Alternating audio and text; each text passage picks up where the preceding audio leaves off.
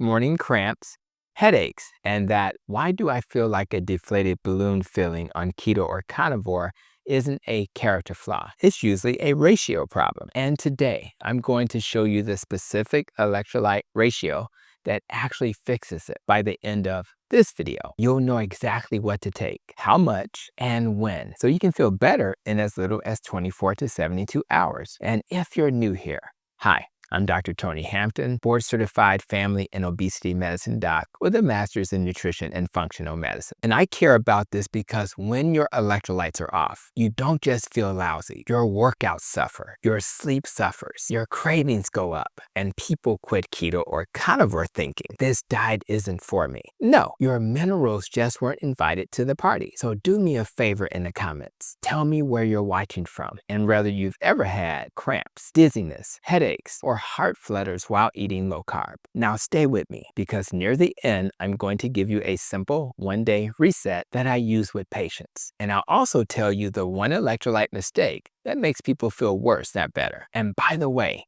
the word for today is Natriuresis. It's not a dinosaur. It's not a new Marvel villain. It's the medical term for your kidneys dumping sodium. And it explains why so many people feel off when they cut carbs. So in the comments, have you ever heard the word Natriuresis before? Have you ever used it in daily life? Like, honey, I can't take out the trash. I'm experiencing Natriuresis. All right, let's get into it. Here's the big idea. Most people think electrolytes is a product, but electrolytes are a system. And on keto and carnivore, the system works best when you stop thinking more of everything and start thinking priority and ratio. The ratio that helps most people the fastest is sodium to potassium, roughly 2:1 plus steady magnesium. Not because it sounds cute, because it matches what's happening in your physiology when insulin drops. Let me explain it so it's easy to remember. When you stop eating carbs, insulin levels fall. That's part of why low carb works so well for fat loss and metabolic health. But insulin doesn't just affect blood sugar. Insulin also tells the kidneys to hold on to sodium. So when insulin drops, your kidneys do the opposite. They let sodium go. That sodium pulls water with it because sodium is like the bouncer at the nightclub. Wherever sodium goes, water follows. So you pee out sodium and water. That's why you lose water weight early. And that's why you can suddenly feel tired, dizzy, crampy, or like your heart is doing a little jazz solo in your chest. That process, kidneys dumping sodium, natriuresis. And if you don't replace sodium, the whole system gets wobbly. Your blood volume can drop. Your blood pressure can dip. Your body releases stress hormones like adrenaline and aldosterone to try to compensate. And you feel like you're running unfueled. This is why some people on keto say, I feel great, and then I stand up and see my ancestors. Now here's where people make the big mistake. They hear electrolytes and go to the store, buy a random mix, and assume it's all the same. But many electrolyte products are potassium forward or balanced in a way that doesn't match what keto bodies need, especially early on or if you sweat a lot. And I'm not anti-potassium. Potassium is important for nerve signaling, muscle contraction, and heart rhythm. But on low carb, the most important missing piece is the sodium first. Sodium is what stabilizes the system. Potassium is what fine-tunes it. Magnesium is what keeps the muscles and nerves from acting like they're in a group chat called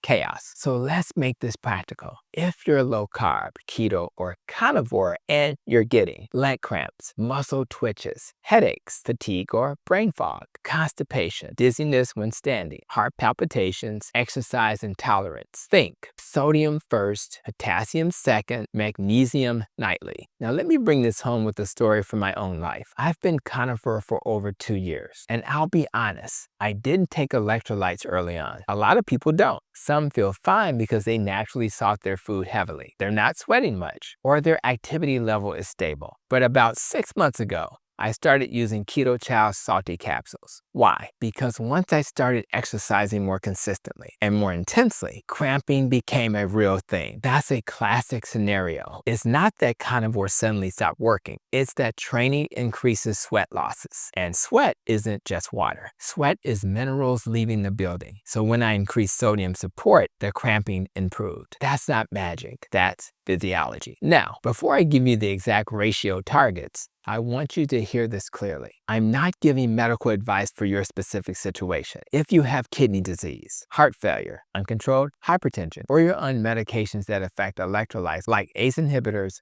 carbs, or potassium-sparing diuretics. Talk with your clinician before you start supplementing potassium or dramatically increasing electrolytes. But for most otherwise healthy adults doing low carb, here's the framework that works well. Let's talk numbers. A practical daily target range that helps many people on keto carnivore is sodium, about 4,000 to 6,000 milligrams per day. Lean towards the higher range if you're a carnivore like me. Potassium, about 2,000 to 3,000 milligrams per day. Magnesium, about 300 to 400 milligrams per day. And that tends to land you near the 2-to-1 sodium to potassium pattern. A quick note, sodium and salt aren't the same thing. Salt is sodium chloride. Sodium is the part we're focusing on. 1 teaspoon of table salt has roughly 2,300 of sodium. So if you're aiming for 4,000 to 6,000 milligrams of sodium, that's not one sprinkle. That's a deliberate strategy. And if you're thinking, that sounds like a lot, remember, low insulin equals low sodium retention. Your body is not holding sodium like it used to. You're not playing by the same rules as someone eating cereal, juice, or a muffin every morning. Now let's go even more practical. What does 2-to-1 sodium to potassium look like in real life? It can be as simple as, number 1, salt your food aggressively, especially your first meal. Number 2, add 1 salty drink per day if you cramp, train, or get lightheaded. Number 3, get potassium mostly from food, especially meat and fish. Number 4, take magnesium in the evening. Let's talk specifics. For sodium, you can use salt on food, broth or bouillon,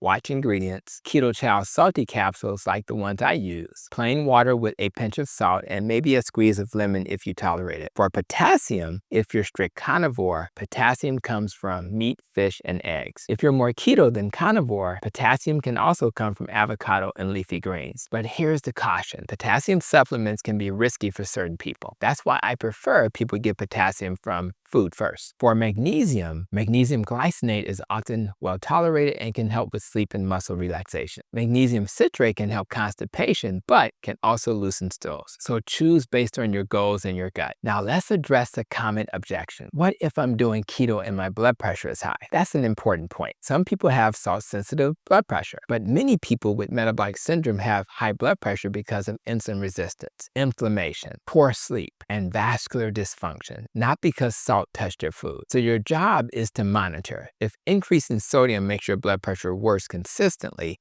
adjust. But if you're getting dizziness, cramps, and fatigue, and you're barely salting your food because you're still traumatized by the 1990s nutrition advice, you may simply be under-sodiumed. Now let me give you the one-day reset I promise. If you're cramping or feeling off and you want a simple rescue plan, in the morning, salt your first meal well. Drink a glass of water with a pinch of salt. Midday, have a cup of broth or your salty capsule strategy. Salt your next meal. Evening, magnesium 300 to 400 milligrams. Don't chug water right before bed so you can get some sleep. That one-day reset fixes a lot of keto flu symptoms fast. Now, the mistake that makes most people worse, they overdo plain water. They're trying to be healthy, so they're pounding water all day, but without sodium. That can dilute electrolytes further and worsen symptoms. So don't just hydrate, mineralize your hydration. Water is the delivery truck. Electrolytes are the packages. If the truck is driving around empty, you're not getting what you need. Let's bring it back to root cause perspective. When people feel terrible on keto, they often blame the diet. But what's really happening is the diet changed the hormonal environment. That changed kidney handling of sodium. That changed blood volume and nerve signaling. And the symptoms were your body's way of saying, I'm adapting, but I need minerals to do it safely and with comfort. So to recap, if you're low carb, keto, or carnivore, electrolytes isn't enough. You need the right priority and ratio. Most people do best thinking sodium first, potassium second, magnesium nightly. And that often approximates a 2-to-1 sodium to potassium pattern. Now, if you found this helpful, hit like and subscribe because I'm going to keep making content that helps you fix the real root causes of metabolic dysfunction, not just chase symptoms. And in the comments, tell me, have you ever had cramps or dizziness on keto or carnivore? And did you already know the word of the day, Natriuresis? Or is it the first time you've ever heard it? Finally, if you want more videos that make low-carb keto carnivore easier and more sustainable, check the playlist and the description. I'll link my best metabolic health videos there so you can keep building momentum. Because you don't need more willpower. You need better physiology. And sometimes you just need more salt.